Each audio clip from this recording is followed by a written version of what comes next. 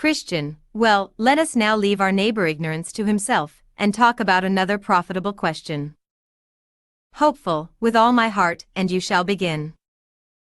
Christian, well then, did you know, about 10 years ago, one named Temporary in your parts, who was then a prominent man in religion? Hopeful, know him. Yes, he dwelt in Graceless, a town about 2 miles away from Honesty, and he lived next door to a person named Tinback. Christian, yes, and he actually dwelt under the same roof with Tinback. Well, that man was once much awakened. I believe that he then had some sight of his sins, and of the wages which were due for them. Hopeful, I agree, for my house, being less than 3 miles from his, he would often visit me with many tears. Truly, I pitied the man, and had some hope for him.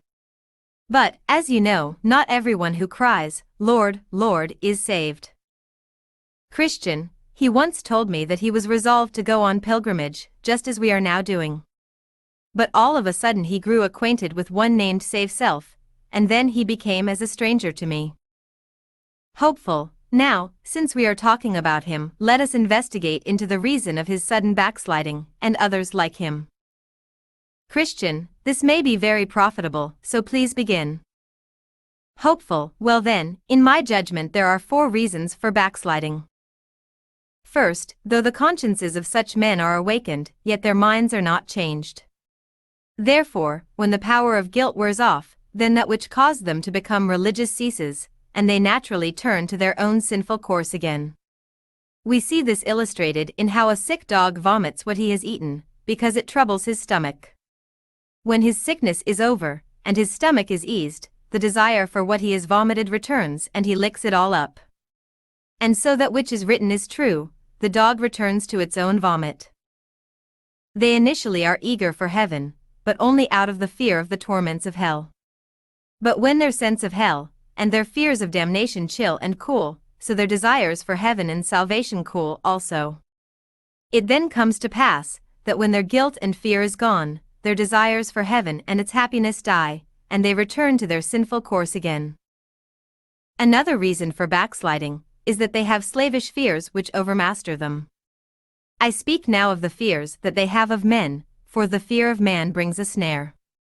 Though they seem to be eager for heaven, so long as the flames of hell are about their ears, yet, when that terror diminishes, they begin to have second thoughts.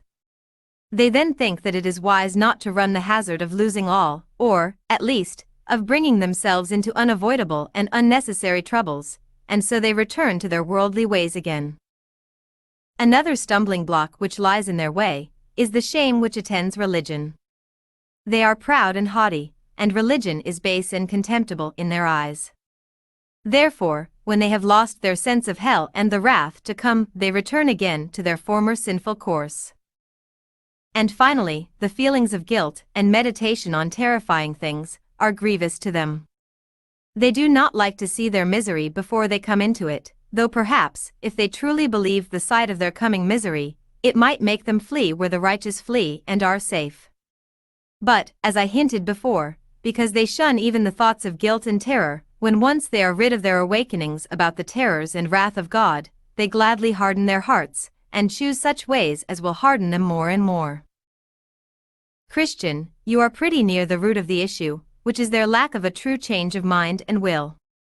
They are therefore like the felon who quakes and trembles before the judge, and seems to repent most heartily, but the reason is his fear of the noose, not that he has any true remorse for his crime. This is evident, because, if you but let this man have his liberty, he will continue to be a thief and a rogue. Whereas, if his mind and heart were really changed, he would be far otherwise.